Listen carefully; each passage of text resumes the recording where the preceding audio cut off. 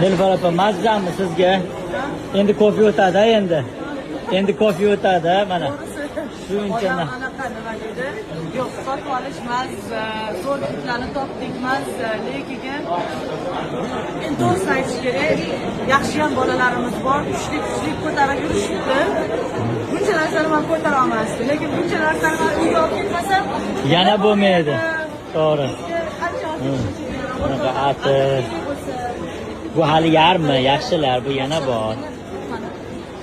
Bu yarmisi.